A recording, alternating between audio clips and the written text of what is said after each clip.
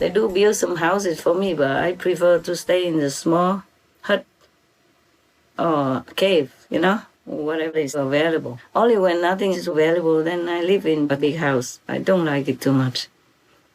I don't like to ask people to help me clean all the time. But the big house, you must clean. I like cleanliness. If a big house and I don't want people to come cleaning, then I have to clean. Yes. I feel better in the smaller house. And especially when I have a lot of work to do, then I can concentrate better because I don't need to worry too much about cleaning the house. It takes only 2 minutes to clean a little hut or maybe a tent or a cave. Yes, it takes hours, at least 1 hour, 2 hours to clean the big house, like the house that I had that they built for me. Yes. I never lived in that house, I told you before. Before I did not. Just for a while before I have the cave built.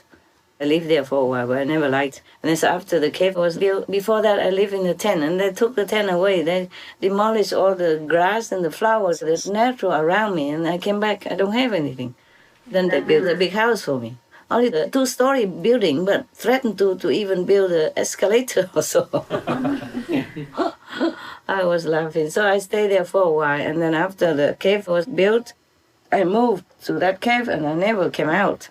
I never wanted to go to that house, unless sometimes when some people have to come, and then my cave is too small. So I went there just for a meeting, and then went back to my cave. Only after I came back, the first time came back after 10 more years, then the dogs are coming, so I had to use that house for dogs also. But now, because I don't have dogs living around, I need to work a lot and meditate intensively on retreat, so I choose a small place again, which is very good. It's getting smaller all the time. It's happier for me. I don't have to spend a lot of time for labor work. And I'm happy in it because everything is nearby. Yes. I don't have to go far to search for things and forget where it is. Here I cannot forget anything. It's right there. It's always around. For example, I use my bed for like a makeup table, and I use these plastic boxes with the opening on the side. I use them to put under one piece of wood. Then that is a bed. And because that is a bed, and I can open and put my things in it. So if I put a sofa, then there's no room underneath.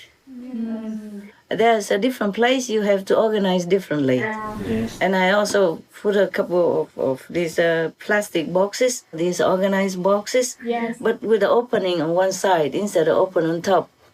So it's like a drawer. Yes, yeah. Yes. I put a piece of wood on it, and that is my table. That's the desk from which I'm talking to you right now. Wow. Wow. It functions. Yeah. Just the same. And I have room, I have drawers down below it to put my things inside. So if I want to reach for a book, it's right there. Open, take it out. It saves a lot of space. I don't need a bigger place. I don't need a big house. If a big house, then you have different stuff, like you have a big sofa in it, and you have a big desk. But if you don't have room, then you put, drawers underneath and you play on top or you work on top. Depends. Yes. Yeah. It's the same. It's functioning. You saw me one time when you went together with me to my cave in Newland, remember? Yeah. Yes. I have one, those steps they make the plastic to step on, but it's like a chair also. Because it's short and it's just a few steps for you to maybe climb to the shelf to take some books or something. It's not a serious kind of ladder, no? Yes. And I worked on that as my desk. Yeah. I use that also to climb into my tent. My tent is on the higher platform. Those platforms, they made them before, not that I made it. They made them before. The old ex-owner, they put statues on it because there was like a resort. People came to have fun and to bow to Buddha statues and all that. After they sold, they removed all the statues away, and I occupy. My tent is kind of high for me. So if I put the circle steps next to it, I can step and go to my tent on the high level there, high platform there. Then when I don't need it, I take it out, use it as a desk. It functions. It's all the same. Yeah. You still can work on it. Yes. The things are only good if they function. Yeah. Yes, Master. So it doesn't matter. One of you criticize, say, oh, we have a better desk. I say, no. Remember? One of your brothers keep looking at it. I say, what are you looking at? Somebody doesn't like my desk. He say, yeah, we have better desks or something. I said, never mind, it works. You know, it functions as a desk. It's the same. Did I answer your question? Means, what was it? Did I say? How come it takes so? I went all over the place. They eat these kind of things because it's material things. It contains in earth materials like something from the earth, yeah, have soil substance in it and water substance in it. In the Brahman heaven, you don't know these things because it's a different world. So when they saw it, they're curious, flying around all day doing nothing, also bored. So they tasted it and strange, you know, strange, it tastes good. Continue eating. After the form is no more, or they see all the crawling plants, crawling fruit, they begin to taste them also. The more they ate, the more solid they became, more heavy. Wow. They cannot fly anymore. Mm-hmm. And you know what they look like. Yeah, look at me, then you know. Or look at your neighbors, yes. Probably we have eaten a lot. We still do, right? So that is that. Then in the beginning, according to that Buddha story, later on they have nothing more interesting. They pray and then God gives them rice. In the beginning, there's a big grain of rice. Then it was rolled to each house every day. Everybody can take what they need. And it was rolled to the next. But later they keep eating, then it's not enough, so they wanted to plant them so that they will have a lot. So here we are, okay? Now we have a lot of cereals, yeah? Different types. At the beginning, and then afterwards, they organize it, they plant it, and then they put all in one store. Anybody who needs just goes there and gets. Later on, people are lazy, don't want to go to get even.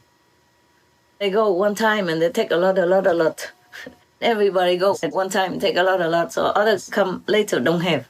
And then begins this conflict because of food. Yeah, we have nowadays still. Then they have to have somebody, vote somebody to settle the dispute, you know, see who is what, did what, why. That's how police came into being, government came into existence. And that's how we have a mess nowadays. It comes from food. It still does. We have any kind of government, we have to bear it. And sometimes we protest, sometimes we have to accept it. We have done it all ourselves, okay? We have done to us all this trouble because of food. So that was that Buddha story. But what was your question? Can you refresh it? Well, please? I was wondering if, like, Adam and Eve, how do they work into that Buddha story? Were they like one of those third-level beings that came down? Perhaps. I did not ask him, but perhaps. It's similar, yeah? Maybe it's a similar story. Adam and Eve, later, they probably have to plant their own food. Maybe in the beginning, God took pity and then give them some. Like the rice that was rolled to their house. Originally, we don't have physical contact with each other or anything. But because they're women and men, and then suddenly they eat, and they became more desirous of other things. Like the body changed, and the hormones changed, DNA changed, their attitude changed, their mind changed, their thoughts changed. Then they desire each other, and they couple with each other, and then other people who did not do it yet, they say, oh, how come, what are they doing? Why are they doing that? Oh, this is not very good looking, it's not dignified. So they're hiding. They find caves to hide, or if they don't have, then they begin to build houses. That's how they live together, and then have houses, and they're comfortable. They don't want to go to take food from the store anymore. They just take a lot so that it will last for a long time. So they don't have to go every day. Everybody does that. They copy each other slowly. We have man and woman, and then we have this physical connection, and we have the babies, and then humans just keep coming and coming, and this is how our world manifested. I guess Adam and Eve, in the beginning, also similar like that. Maybe they found anything to eat. Maybe leaves or fruit, anything. Slowly, if they discover, if they walk around, they probably find something, and then they will try. Yeah, and then they will probably plant more of that if they like it for the future. Or maybe they eat and then they just throw the seed out and then they grow more. Some trees are so easy. The fruit just falls on the ground and they become trees so quickly. In one of the places where I lived before, they plant some, they call it hai pingguo, meaning sea apple. The fruit, I was told, is poisonous, you cannot eat. I don't see any other things eat it either. It keeps falling from the tree, and they grow all over around the tree. If you don't cut them and don't take them away, there will be a jungle in no time. They just grow like that. Just fall on the ground, and the flesh and the skin become rotten after a while, and then they just grow up so fast, so fast. Many trees and plants, they grow so fast like that, right? Yes. So that's how things are developed. And from our desires, things come more. The more we desire, the more we are entangled with our desired object. Then we get more and more solid, more and more connected with this earth, which is heavier than the light and the original vibration of heavens. So now the quantum method is the one that you can see the light again. You can connect yourself back to the vibration, original vibration. That's how gradually, eventually, you will realize that you're not the body. You go back to the source. Because the more you eat before, the more we recognize this body as us. That's what we say. We say, I do this, I do that. I'm hungry. The body is hungry, not you. Yes, that is the thing.